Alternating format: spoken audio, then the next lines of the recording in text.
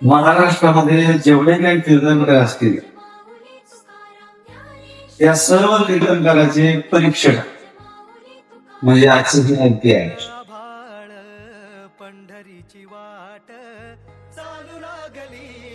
जो महाराज वारकरी शिक्षण संस्थेचे अध्यक्ष आहेत,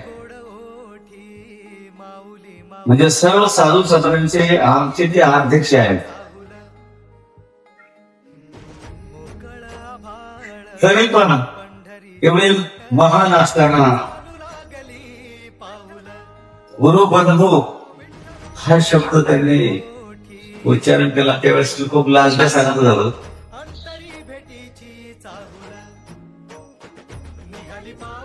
म्हणजे लहानपणा दिला देवा मुली सागरीचा रवाना. विद्यमान काळात तो बरायच आहे दारुंगी.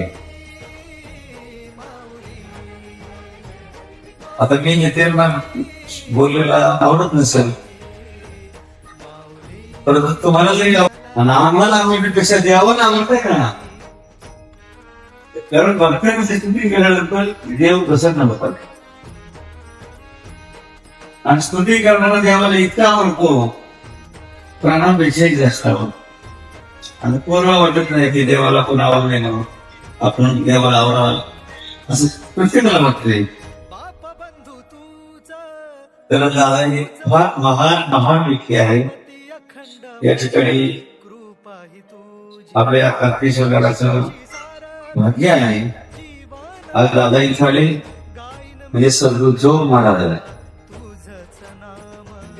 आणि दादाने कीर्तन केलं म्हणजे आपण महालक्ष्मीचं हिवळ आणि पंचकृषी आपल्या कार्याची पावती आज उठलेली आहे. कार्य सफल झालेलं आहे.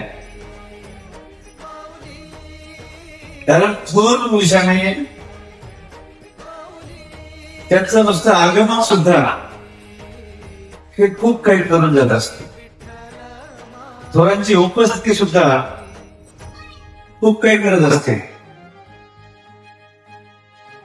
आपण इथं आल्यामुळं या कार्यक्रमाची आणखीन शोभा वाढलेली आहे आणि सर्व गावकरी अतिशय खुश झालेले आहेत.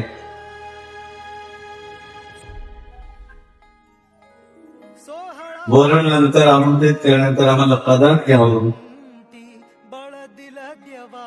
ज्या वेळेस आम्हाला आपली अपेक्षा असतील पण तुमच्या पाठीमागे अतिशय व्यायाम असल्यामुळं नेहमी आम्ही त्रास देत नाहीत.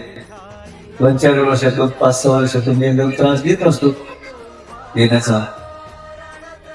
तर तेवढा आमचा आग्रह विनंती स्वीकार करत जावी ही आपली चरणी प्रार्थना आहे.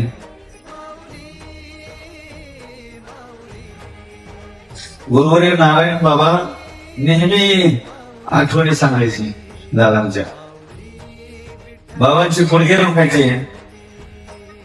तर बाबांनी सांगितलं तुम्ही घरचीवाली बाबाकडे जा नाशिकला.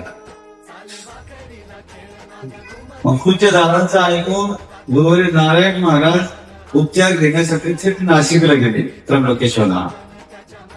आणि तिथे गेल्यानंतर काही दिवस त्यांना आराम भेटला.